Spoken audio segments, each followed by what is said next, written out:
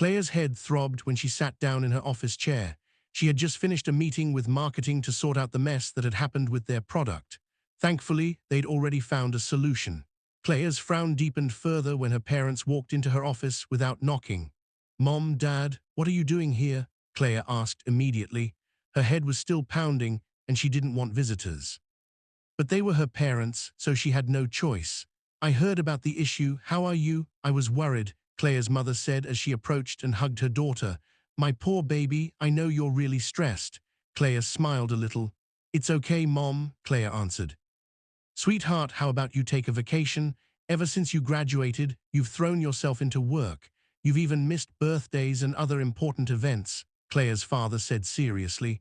"I heard your grandmother isn't at the estate. She's traveling abroad. Why don't you go stay there for a while, go see the workers, rest a bit?" Claire's father explained. Claire fell silent and couldn't answer right away. What her father said was true. Ever since she graduated, she'd started working at the family company. She felt the need to make the most of her degree right away. "Yes, honey, look at you. You hardly smile anymore from all the stress," Claire's mother added, worry in her voice. "Your brother will be taking over the company. He's coming home this month when his contract overseas ends." Claire sighed and nodded in agreement. She had no choice but to accept their wishes. It was decided. Claire also felt she really needed rest. "Okay," Claire replied. "Welcome to Stories by Andrew. I'm Andrew, and I'm so glad you're here. This is the place where I bring you magical folk tales, timeless legends, and heartwarming stories from around the world. If you enjoy the tales I share, be sure to like, comment, and subscribe to stay connected and support the storytelling journey. If you'd like to help the channel grow, you can also donate through the PayPal link in the description. Every bit truly means a lot.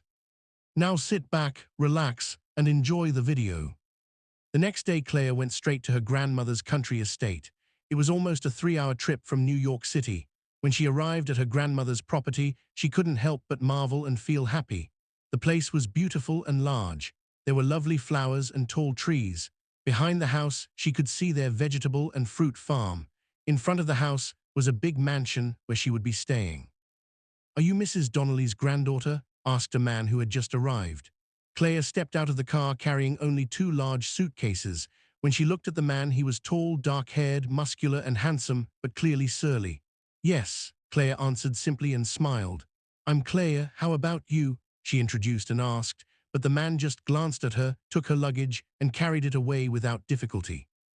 "Hey, I'm talking to you," Claire shouted. She wanted to get away from the stress, but the man stressed her out instead. "Eli Senora," the man replied without even looking back at Claire. "Follow me and I'll show you to your room," he ordered and led the way. Claire's lips tightened in disbelief at how the man had spoken to her. "Seriously, he treats me like a guest, and he's even grumpier than I am," Claire thought and followed Eli. When Claire arrived at her room, she quickly put away her things and slept because she was exhausted from the trip.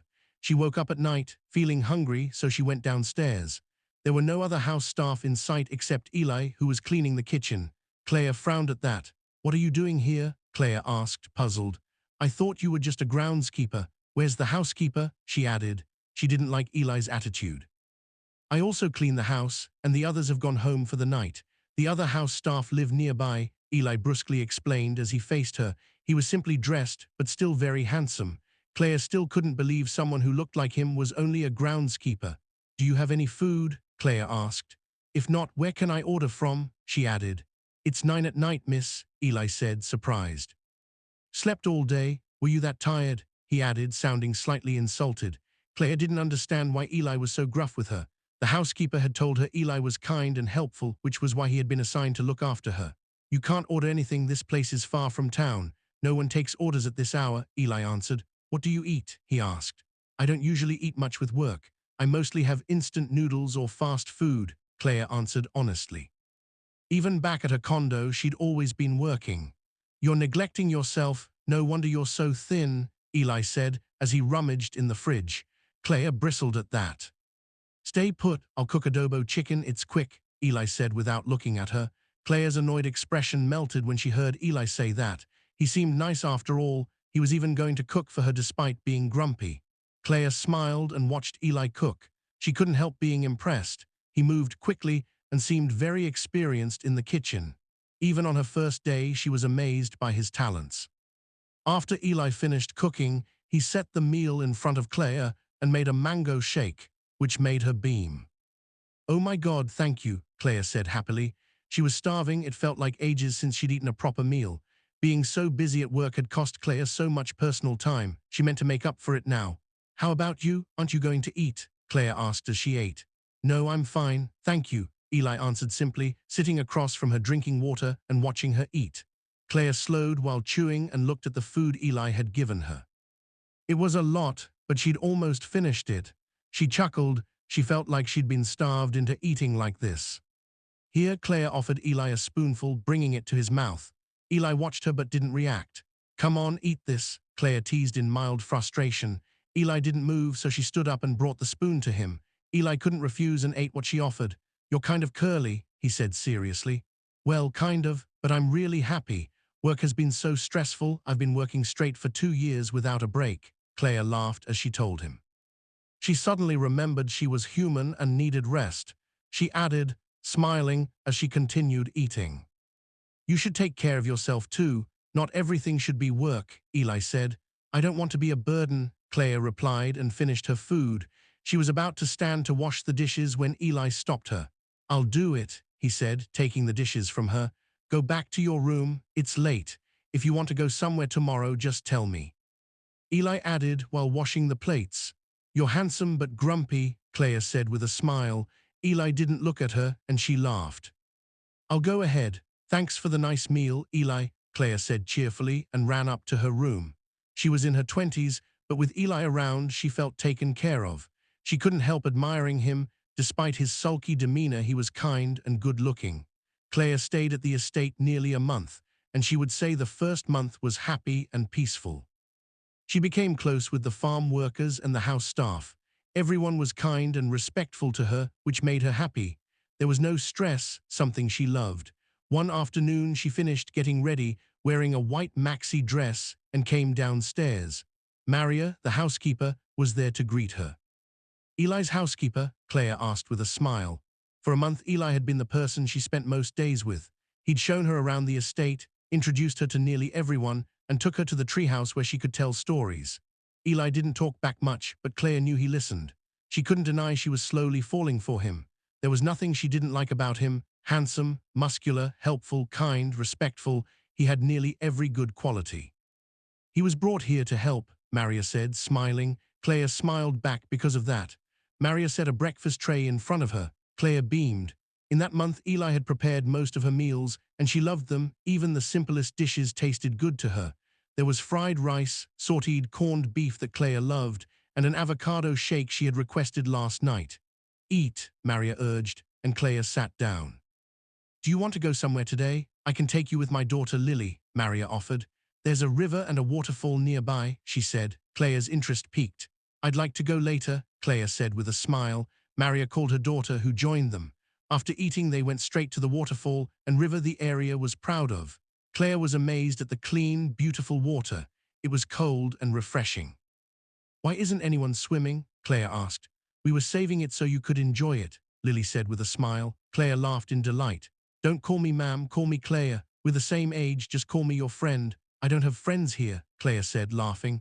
She and Lily quickly removed their dresses and swam in one-piece swimsuits and shorts. They spent about half an hour in the water when Eli arrived with a man.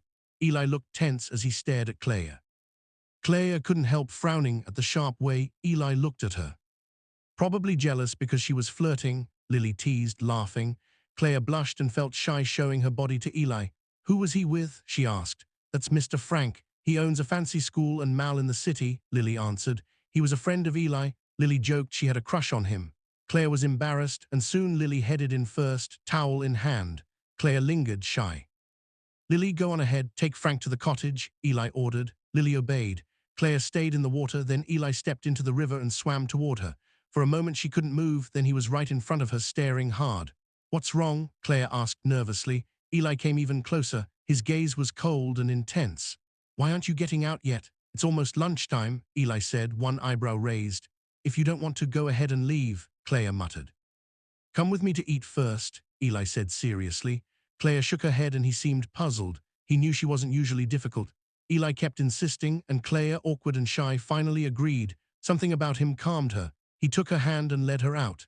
They were very close, and Claire noticed Eli wasn't wearing anything on top. Her heart pounded and her face heated. Eli wrapped his arms around her waist. "Tommy," a pleading, soft voice echoed. Claire was startled as Eli waited for her answer. "I feel fat. I don't want to eat. I feel bulky and ugly," Claire stammered, ashamed. Eli disagreed. "You look even better now," he said with a smile. "You were pretty before and you're even more beautiful now." Claire was at a loss for words. His compliments melted her unease. "Don't fool yourself. You're pretty and sexy. Your body shape is gorgeous," Eli said firmly, looking at Claire with admiration. Claire was speechless, her heart racing. The warmth of Eli's words felt like a comforting touch. He urged her to eat. "Don't stop yourself. You're beautiful and enough." He pulled her out of the water, and Claire followed, feeling giddy and sentimental. She was grateful. She felt genuine affection for Eli. The stress evaporated, and love bloomed. Months passed. Nearly 3 months she stayed at the estate. Life there was so pleasant she didn't want to return to work. One morning her parents surprised her by coming to visit. "Mom, Dad," Claire greeted them excitedly when they arrived in the house. Her mother hugged her tightly. "How are you here? Are you struggling? Are you happy?" her mother asked with rapid questions. Claire smiled and nodded repeatedly. "Yes, Mom. Everyone here is so kind. They care for me," Claire enthusiastically explained. "Maybe you've forgotten life in New York," her father said teasingly. Claire pouted but didn't mind. "If you don't want to go back, that's okay. You deserve everything, my daughter," he added with a grin. "The handsome man who helped us earlier, you should have a boyfriend like that," her mother teased. Claire whispered she hoped so too. Her parents worried that maybe she had a boyfriend there. Claire shook her head politely. She didn't. She liked Eli, but it wasn't official. She felt a twinge of sadness. "Your grandmother will be back soon. She has something important to say," her father informed her. Claire felt uneasy. Eli wasn't the one who prepared the family meal. He was out on the farm. "What are you planning for your birthday, child?" her mother asked. Claire remembered her birthday was next week. She hadn't celebrated properly in 2 years. "I'll just stay here, maybe feed the workers," Claire said. She didn't want a big party. "Do you want to celebrate in New York?" her mother asked. Claire shook her head. "If we can't make it, we'll send a gift," her mother offered. Claire understood why her parents might not be able to travel. They were busy. After lunch, they toured the estate briefly and then returned to the city. Her parents left late that night. Later, Claire texted Lily about Eli's whereabouts but felt shy asking. Lily teased her that she really liked Eli. "You really like Eli, don't you?" Lily said teasingly. Claire felt embarrassed but nodded. "He sometimes stays in the treehouse," Lily added, "or goes into town. Frank picks him up sometimes." Claire learned more about Eli's unpredictability. He sometimes stayed at the treehouse or returned to the city. That night, she watched the treehouse lights glow and longed to see him. That evening, Claire went up to the treehouse. It was sturdily built at the far end of the farm and even had its own bathroom. She opened the little door and found Eli lying on a single bed, exhausted. He was asleep. Claire felt pity and quietly sat on the edge of the bed to watch him sleep. He looked very handsome, asleep, kind and calm. She marveled that a man like him had grown up in the countryside. When Eli opened his eyes and smiled, she almost gasped. "You woke up," Claire stammered, embarrassed. "I could feel someone in here," Eli said and grinned. He sat up and beckoned her. "Come here," he said, pointing to the space beside him. She sat down beside him and he wrapped his arm around her waist, resting his head on her shoulder. Claire's eyes widened in surprise, frozen for a moment before she answered. She'd missed him all day. Eli teased, "You missed me that much?" She playfully pushed him away, embarrassed. "Why didn't I see you all day?" Claire asked. "I didn't want to bother you. You were with your parents," Eli explained. "Have you eaten?" he asked. Claire looked away. She had been avoiding meals because she felt bloated.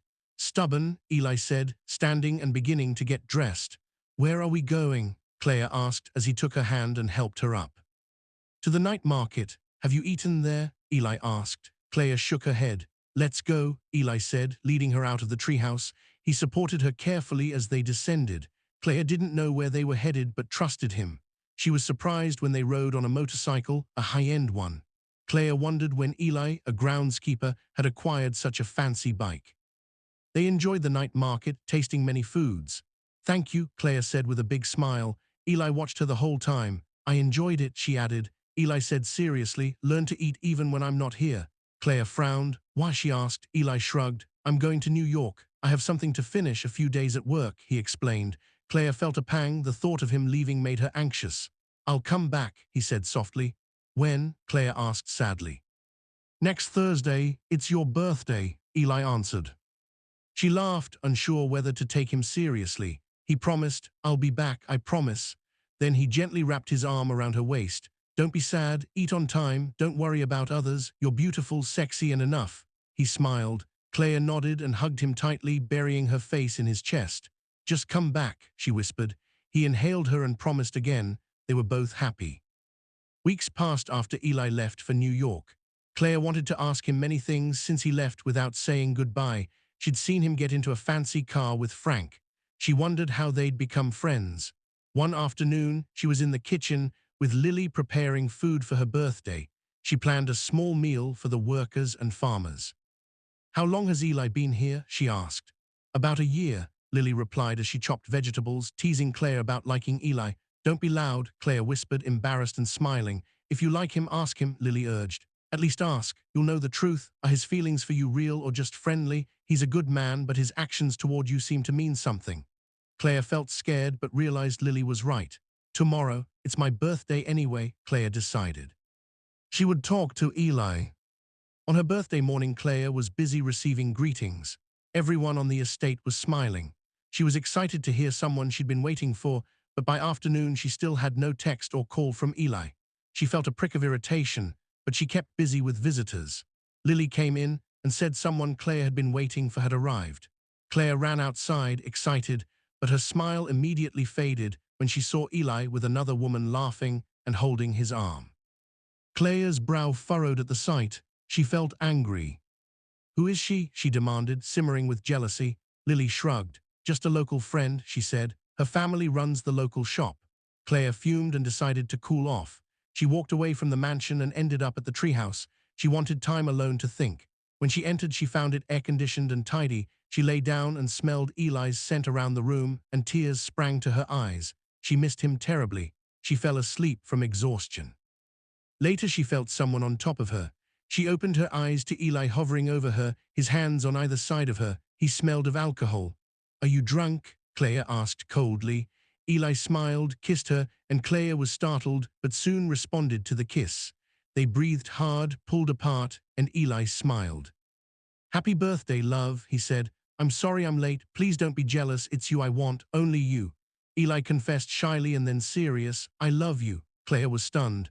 Maybe you're just drunk, she said, pushing him away, sitting up and rubbing her face. Are you drunk? She asked. Eli sat at her feet and stared at her. Drunk or not, I want you. You are the one I love. My heart beats for you, he said earnestly.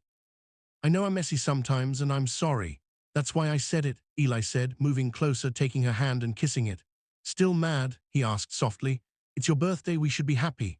They hugged. Eli explained his late arrival. His trip back had been rushed, and he'd been chased by someone named Jessa who said his mother was looking for him. He'd also been courted by a woman who had been helped by him in another neighborhood. Eli apologized for the chaos. Okay, no worries, Claire said. Eli looked into her eyes. What do you want? Relationship, engagement, or marriage? Eli asked seriously. Claire was shocked but delighted. Marry? Claire cried. Are you sure? She demanded. Eli grinned. Yes, I'm very sure. I'm your boyfriend and you're my girlfriend. But I want to tell your parents before we get married, he said happily, taking her hand. Claire agreed. She was happy. What did you do in New York? Why did you go? She asked, curious. I was offered work there, Eli said. What does that mean? Claire asked, but Eli just smiled and handed her a paper bag. Happy birthday, he said. Inside were hand-crocheted tulips and a pearl bracelet he'd gathered himself from the sea months before. I heard you don't like real flowers, so I made crochet tulips, Eli explained. Claire cried tears of joy. It was the most meaningful gift she'd received. She hugged Eli, kissed him, and whispered, Thank you, I love you. Eli said tenderly, Anything for you, my love. Claire asked if he could stay with her. Eli gently said yes. Then he grew serious. I have a question. Are you willing to give up your life in New York to stay here? My grandmother will return soon, and that means you'll have to go back. But I love this place too. Claire hesitated. She had obligations in the city, but she loved the farm life and being with Eli. Don't worry, whatever you decide is fine, Eli said. Manila, whatever, you are the person I love and want to marry. Claire felt safe.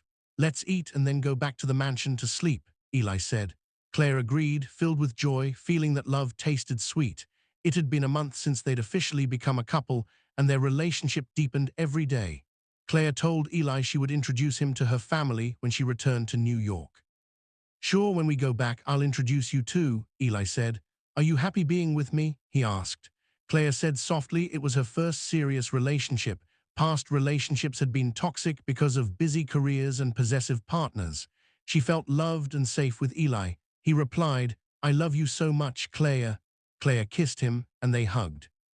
Later that evening, as they came downstairs for dinner, an old woman stood in the living room staring angrily at them. Claire recognized her as her grandmother. She'd said the grandmother would return next week.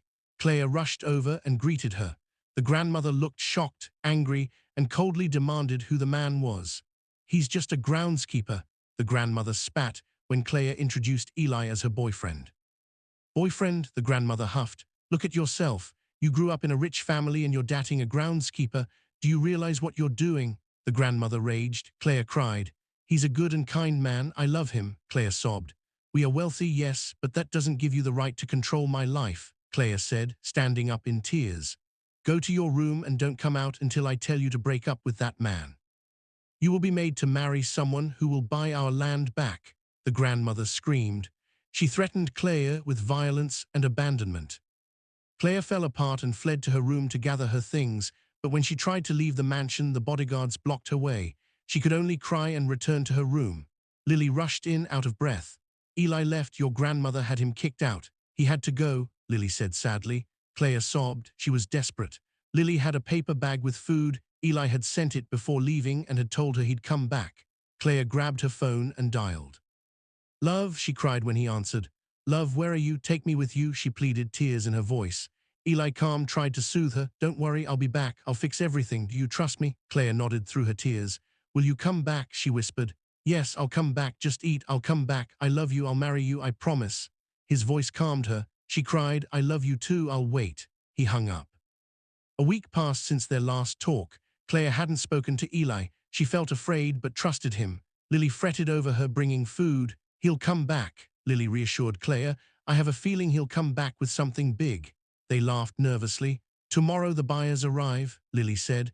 Your grandmother sold the estate and you might be made to marry the buyer. Claire couldn't believe it. The next day they prepared for the arrival of the Heiress family who'd come to inspect, wealthy, well-known people. When the van arrived, Claire couldn't believe her eyes. The Heiress family stepped out, and with them was Frank, and Frank brought someone Claire recognized immediately. Her breath caught. It was Eli. Lily shouted in surprise. So that's why you two are friends, she muttered, approaching Frank to greet him. Mrs. Sullivan, now renamed as Mrs. Sullivan for this American version, introduced herself and said, This is my son, Zajan Elias Sullivan. He's the owner of this estate. Claire's heart leaped. Eli had come back with his family and their money. Eli approached and said, Love, I'm back. Claire was overjoyed. Eli embraced her and told everyone he'd bought the estate. His money paid for the purchase. The grandmother's face twisted with anger and disbelief. She was humiliated and tried to protest, but Mrs. Sullivan cut in. We used our son's money to buy this estate. If you won't accept him, that's not our problem, she said. Eli's mother smiled kindly and welcomed Claire. The tension eased when Eli proudly introduced Claire to his family as his future wife. Mom, this is Claire, my future wife, Eli announced. His family welcomed Claire warmly. Tears filled her eyes with happiness and relief. Eli's family embraced her and praised how pretty she was. The two families sat down and spoke about the wedding plans. Later, Claire and Eli lay in bed in the guest house, staring at the ring on her finger. She could hardly believe it. She was going to marry Eli. Are you happy, love? Eli asked as he kissed her cheek repeatedly. So happy, Claire answered. Thank you for always making me happy. Anything for you, my wife. I love you more than anything, Eli said. They kissed gently and enjoyed the feeling of being together. In the end, they were married and had a child. They lived happily on the estate while remembering their life in the city. Their days were full of joy and love, and Claire and Eli remained faithful to each other to the. Thank you for watching. This story was written by Andrew. If you enjoyed the video and made it to the end, drop a comment and let us know what you thought of the story. Don't forget to like and subscribe to support the channel. We also have a PayPal donation link in the description if you'd like to support the team directly. Until next time.